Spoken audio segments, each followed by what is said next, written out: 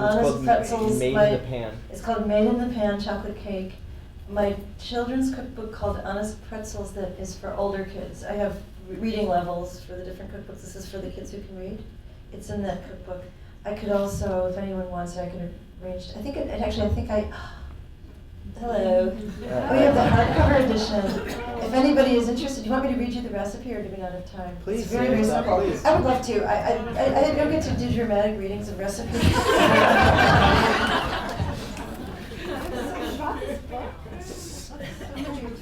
I'm so impressed.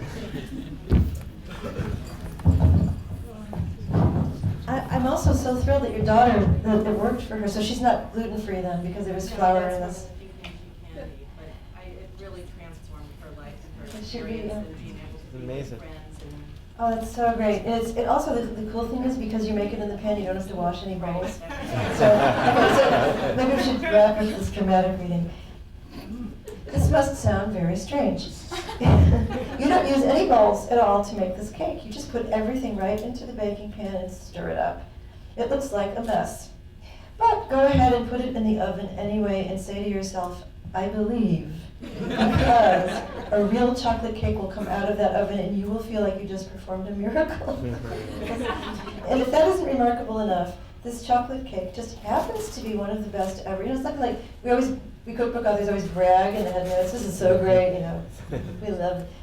It happens to be one of the best ever, dark, moist, and tender. It is so good, in fact, that it doesn't even need any frosting. Just eat it plain, or with a little powdered sugar, or wash it down with a big glass of ice cold milk.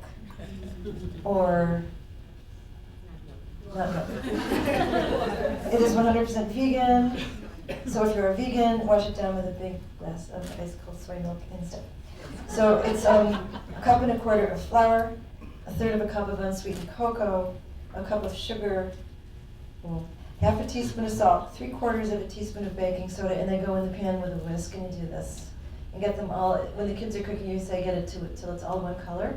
So the cocoa, you know, you can get into the corners, and the kids love this part. And the instructions are on one page, and they're pictorials. It's like a comic strip here.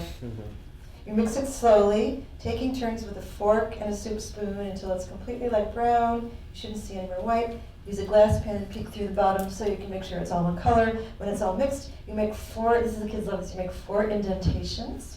Into one goes a cup of water. Into another goes a third of a cup of canola oil. 1 teaspoon of vanilla extract in the third, and in the fourth, a teaspoon of vinegar.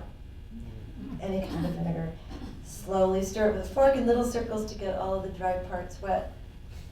It turns into batter, and after mashing it down with a fork, scrape the bottom and stir. Do this many times. Mash, scrape, stir, mash, scrape, stir. Take your time, so it will stay in the pan.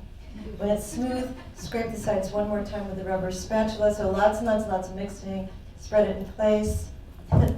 Ask an adult to help you clean off the edges of the pan with a damp paper towel.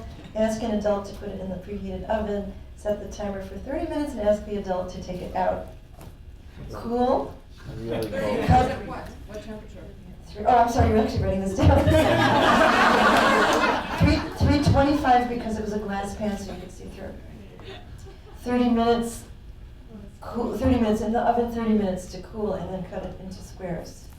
Brilliant. The end.